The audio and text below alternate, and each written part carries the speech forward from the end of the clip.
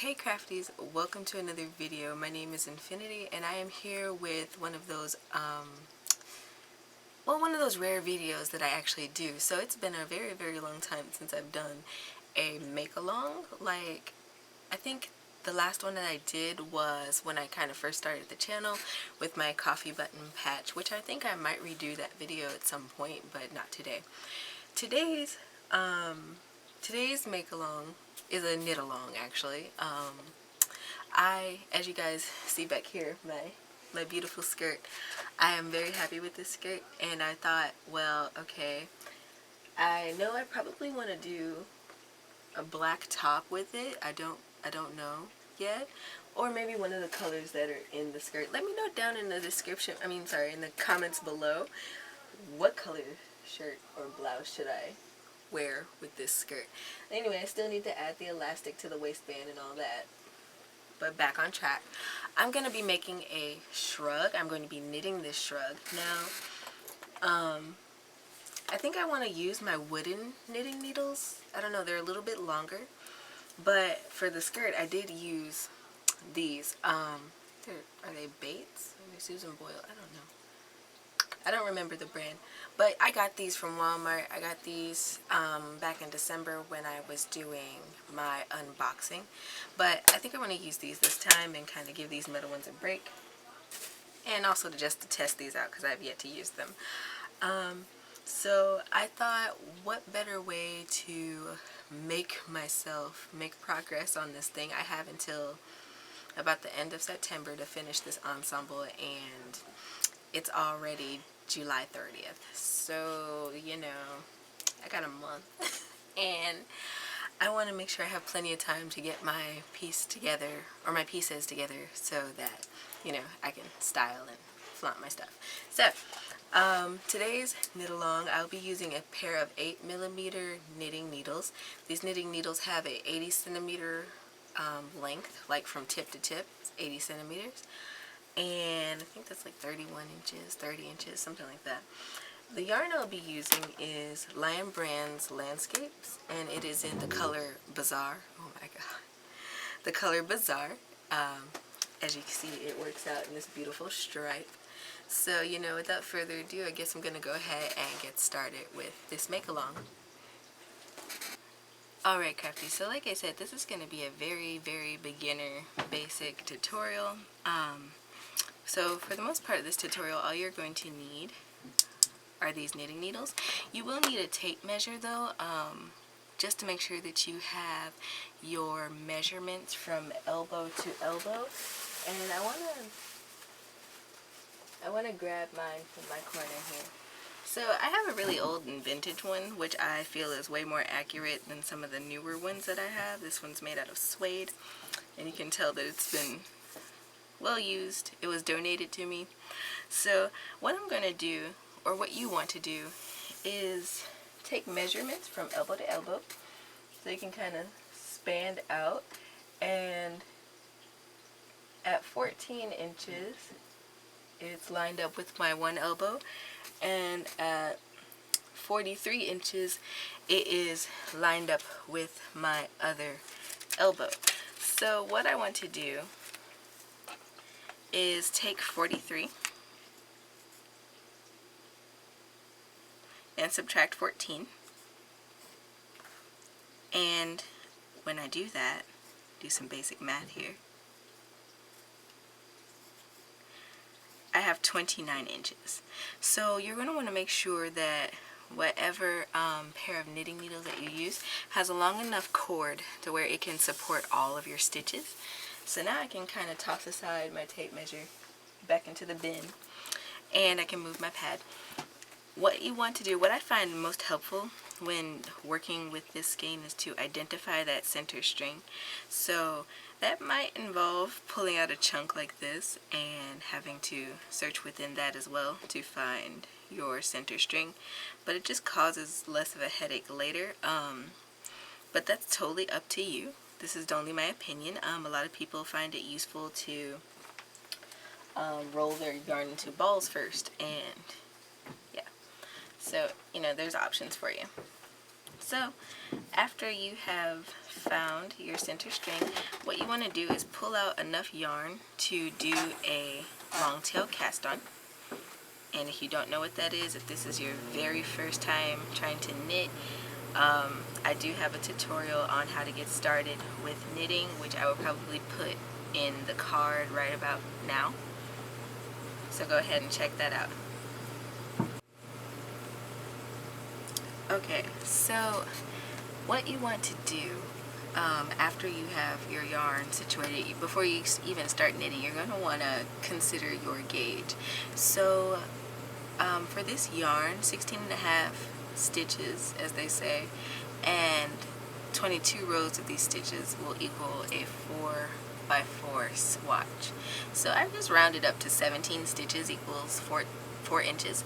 And so what I want to do is I want to first of all divide 29 by 4, so I'm going to do that. I'm going to use a calculator because why not? And that gives me 7.25. So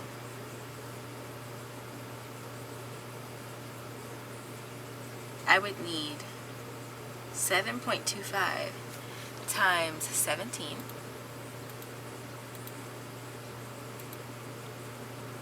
in order to have enough stitches to equate to those 29 inches. And so when I multiply that 7.25 by 17, I get 123.25. But we all know that having a fraction of a stitch is impossible, so I'm going to round down to 123 stitches that I need to cast on.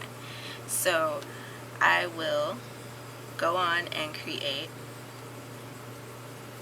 I'm going to pull a little extra yarn, you know, just to be safe. I'd rather have a lot of yarn as a tail as opposed to like not having enough to cast on and having to start over.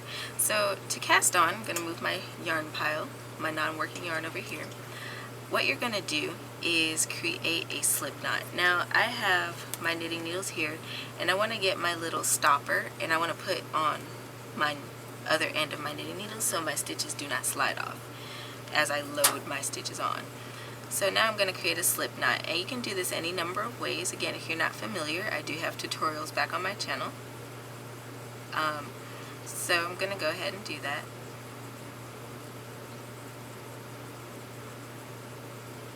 Okay, and then what I'm going to do is I have my working yarn to the back, my tail to the back and my working yarn to the front. I'm going to put my finger, my index finger and my thumb between these strands and grab the strands with my remaining fingers and just spread my fingers apart. Now what I'm going to do is just put my needle under that first strand and come around and grab the strand that's over my index finger, and I'm going to pull, and now I've cast on 2. Okay, and this will only be for the first row. And I'm going to do it again for a 3rd stitch, 4th stitch, 5th stitch,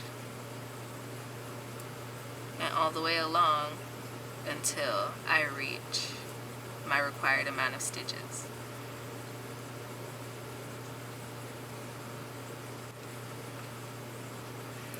Alright, and so a little tip I have, when you reach so many stitches, I would slip a stitch marker onto my needles just to keep count. So here I have 17 cast on stitches, and I've placed my stitch marker just right here. And so if I put my project down or need to, you know, come back to it, I can count these and remember how many stitches that I cast on. Okay, so once you have done your math, what you want to do is start casting on. So I approximated 124 stitches for the 29 inches that I need. And so the reason that you want to test this theory before you start working the rest of your stitches is because sometimes the estimated number of stitches is off. And so what I discovered is that 124 stitches is equal to 22 inches. of fabric. So what I want to do is actually cast on more. Then you guys see these little stitch markers. I like these. They're specifically for knitting because you can just slip them off of your cable at any point, or your needle. And I will be linking the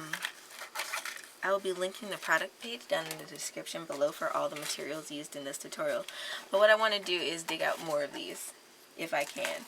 And we're going to be casting on just a few more stitches for the extra 7 inches I need. So I will meet you guys back when I have my stitches on. This shrug is specifically for like size large or extra large, so bear with me. Whew. Okay, so what I have done is cast on 170 stitches. So, you know, this is why gauge testing is important.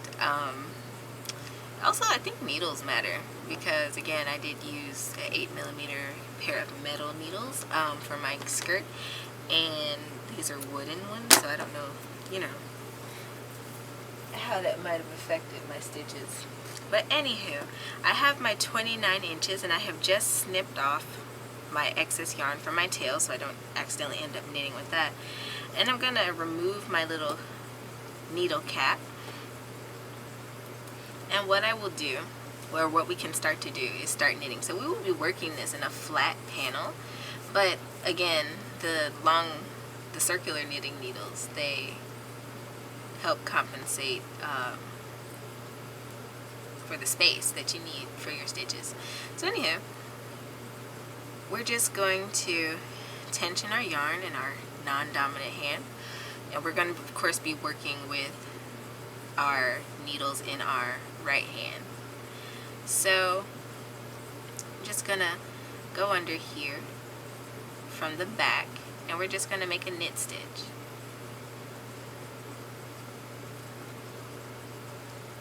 Okay, you can tug a little bit on that tail to kind of tighten up that stitch. Alright, and we're just going to knit along every stitch of this row.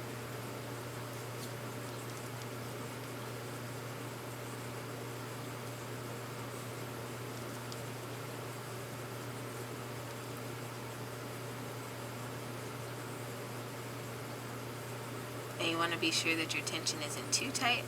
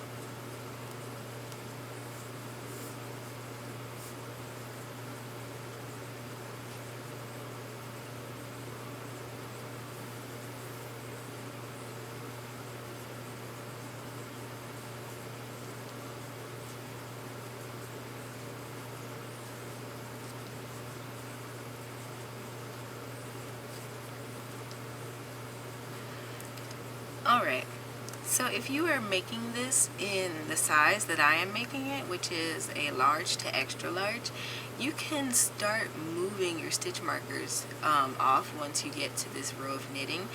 Or, you know, if you've readjusted your pattern for a different size, as long as you've written it down and you know how many stitches you've cast on, you can just start removing those stitch markers as you come to them, and you don't have to replace them.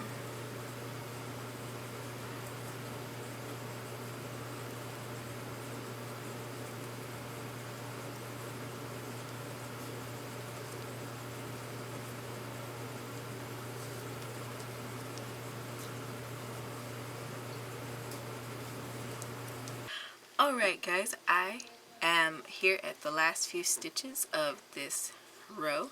So I'm just going to go ahead and keep knitting them. Again, that is inserting my needle in the back of the stitch, looping my yarn around it, and bringing it through like so.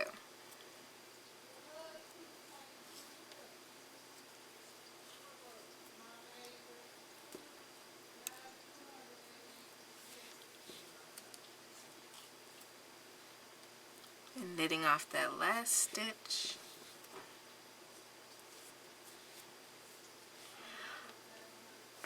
Alright, so now we are ready to move on to row 3. So we're just going to turn our yarn around. Turn our needles, switch our needles around. And for this row, we are going to be purling.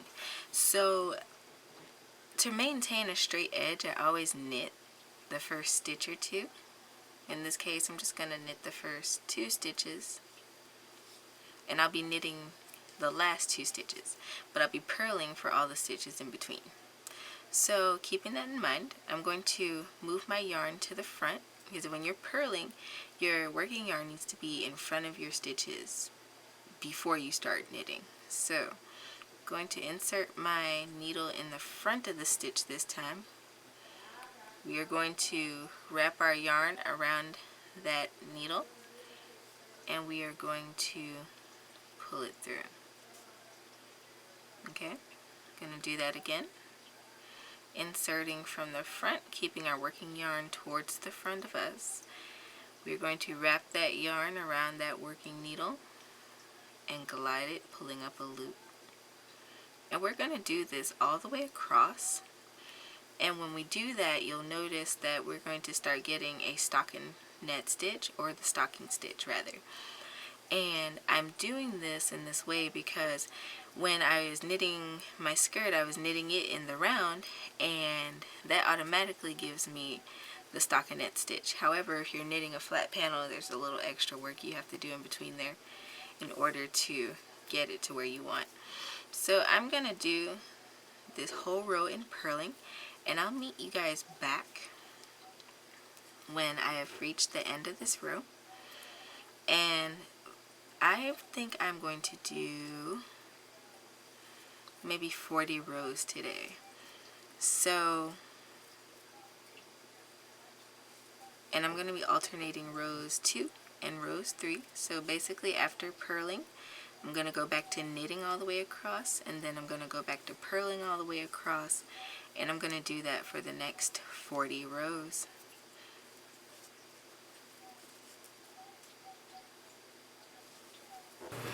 Okay guys, so I'm coming up on my last 3 stitches of my purl row, and I'm going to purl this one last stitch.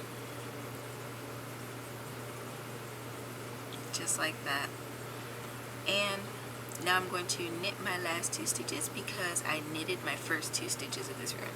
And what this does, it keeps your edges straight and it keeps your knitting from curling. So I'm going to go ahead and move my yarn back to the back and just go about knitting as normal.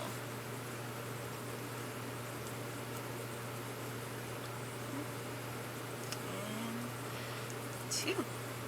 Okay, and that finishes row 3. So like I said, this is going to be really, really simple shrug.